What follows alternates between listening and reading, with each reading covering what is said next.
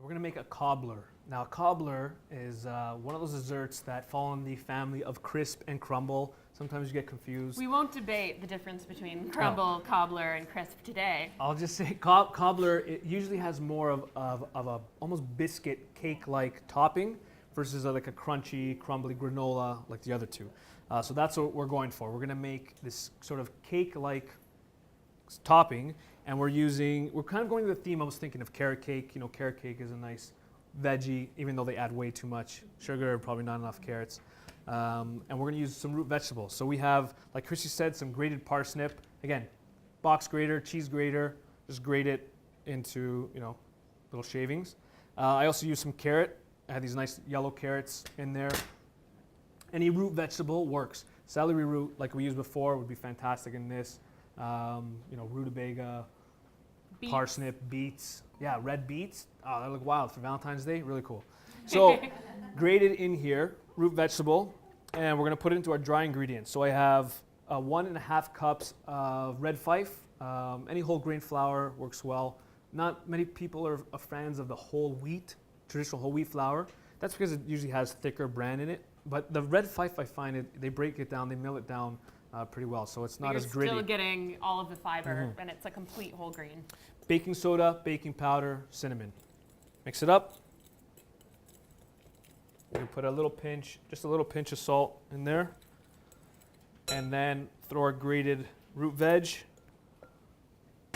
right in there. And if you know me, I hate baking, so this is a really, really easy recipe that you can pretty much eyeball. This does not have to be exact. So that's all mixed in. Now we're going to add our wet ingredients. Oh, sorry. We need our butter first. So we're not using much butter. We're using about 2 tablespoons throughout the entire thing.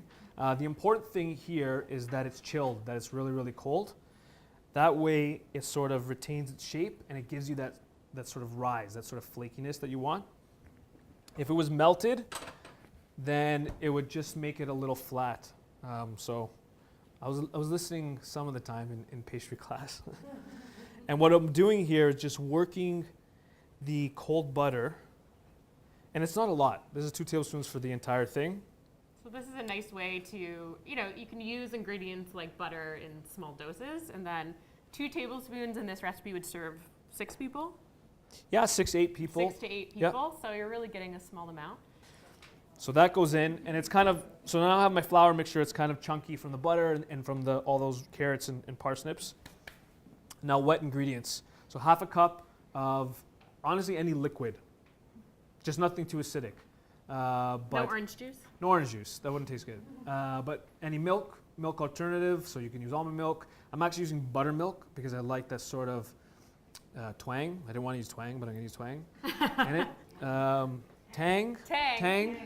I like twang. I get the southern twang in there. So 1/2 cup, that goes in. A little bit of sweetness, so we try to go as natural as possible. 2 tablespoons of maple syrup. That's right. So we use maple syrup because it's lower on the glycemic index than sugar. And you get actually some phytochemicals and some minerals in it.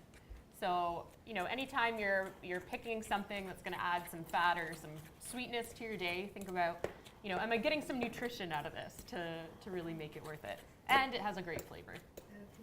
And it's local. Canadian, absolutely. Canadian product.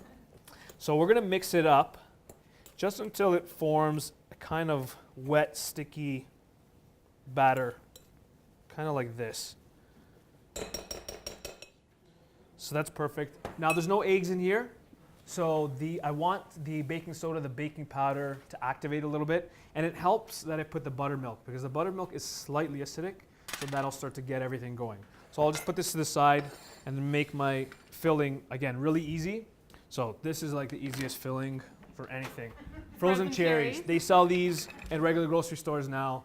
I use this on everything now because it's an amazing product. You get that entire bag for like $5. And they're delicious. They're Canadian. There's nothing wrong with using frozen fruit and veg, especially when we're out of the growing season.